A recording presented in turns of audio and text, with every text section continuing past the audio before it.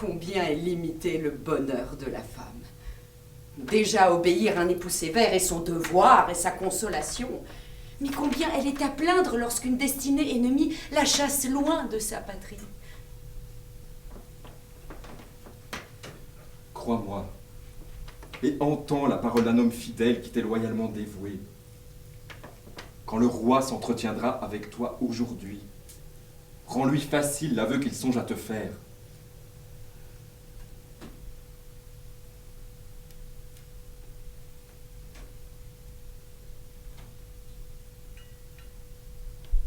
Après la mort de leur père,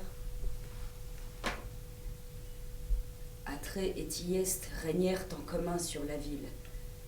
Leur concorde ne pouvait être de longue durée.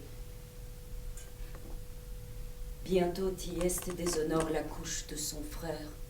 Atrée se venge en le chassant du royaume. C'est dans ce temple que je repris le sentiment de la vie. C'est moi qui suis Iphigénie. C'est la descendante d'Atrée, la fille d'Agamemnon consacrée à Diane qui te parle. Tu semblais préparé à tout entendre. Je n'étais pas préparé à l'invraisemblable. Et pourtant, j'aurais dû m'y attendre.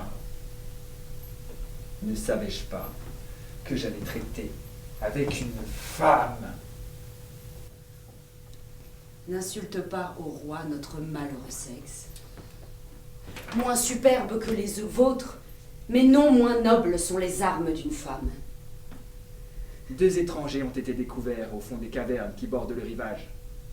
Ils sont en mon pouvoir et ils vont les premiers rendre à la déesse les victimes dont si longtemps elle a été injustement privée.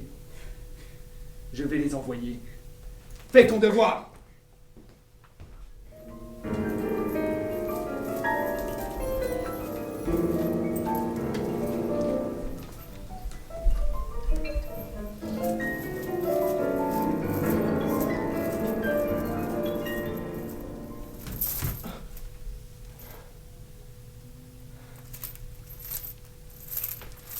C'est le chemin de la mort que nous suivons.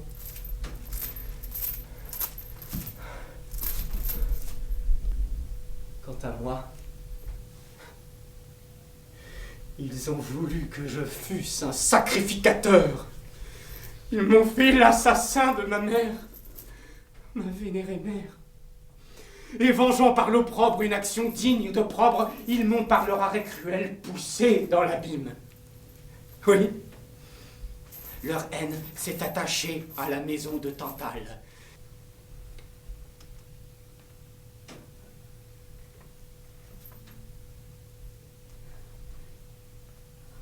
Ah, combien est dangereuse la liberté que je donne.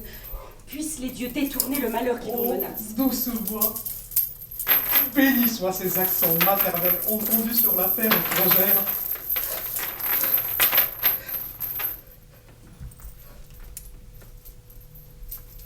Dans ma captivité, les montagnes azurées de ma bien-aimée patrie reparaissent à ma vue.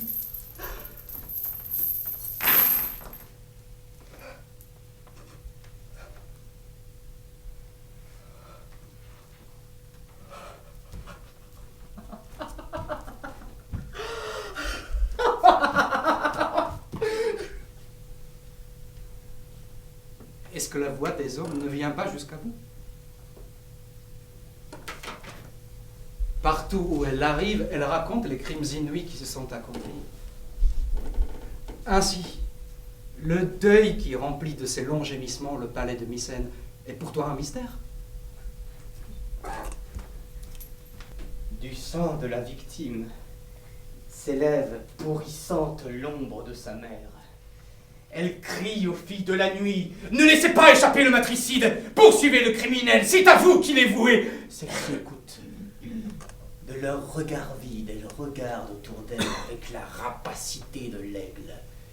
Elles s'agitent dans leur caverne ténébreuse, d'où surgissent en rampant leurs 2 compagnons. Le doute et le repentir.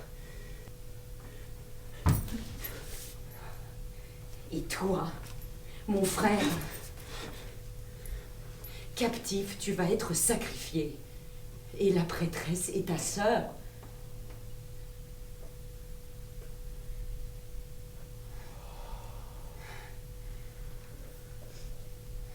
Infortuné!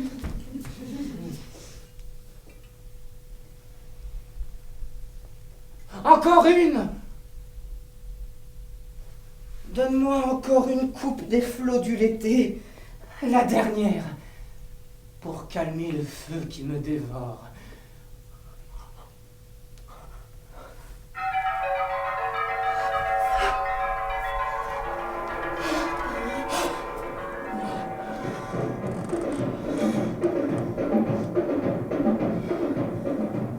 Est-ce toi, mon père?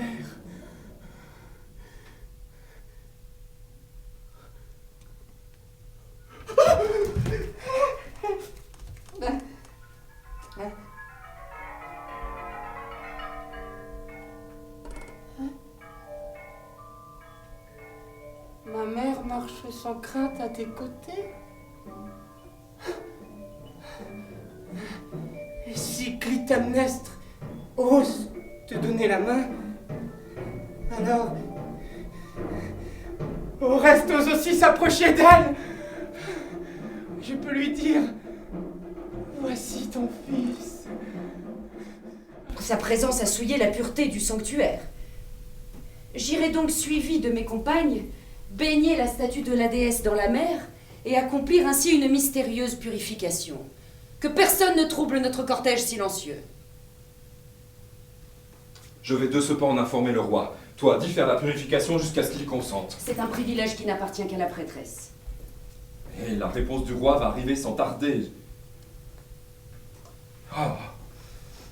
Que ne puis-je lui porter un message qui mettrait fin à toutes nos inquiétudes? Car tu n'as pas suivi les avis d'un fidèle serviteur. Il me semble que les captifs touchent profondément ton cœur. Mon sort ressemble au leur. J'ai tremblé comme eux devant l'autel. Une mort entourée de rites sacrés allait frapper la malheureuse que j'étais. Le couteau était levé pour percer mon sein plein de vie. Mon âme était saisie d'horreur, mes yeux voilés par la mort. Et je fus sauvée. N'est-ce pas de mon devoir pour faire pour ces condamnés ce que la clémence des dieux a daigné faire pour moi? Obéis à ton devoir, non à un maître. Arrête! N'excuse pas la violence qui se réjouit de la faiblesse d'une femme. Je suis née aussi libre qu'un homme.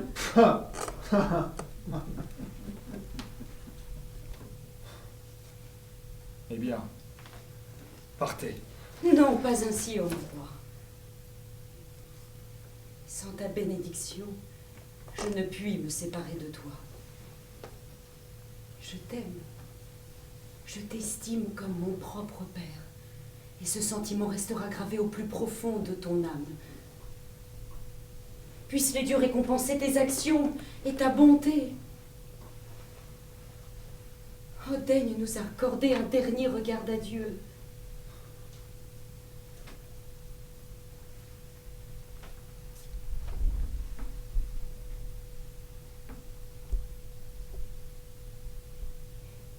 Et en gage de notre amitié,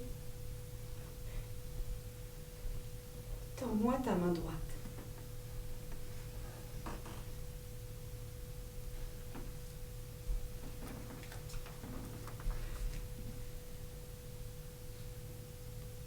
Adieu. Adieu. Soyez heureux.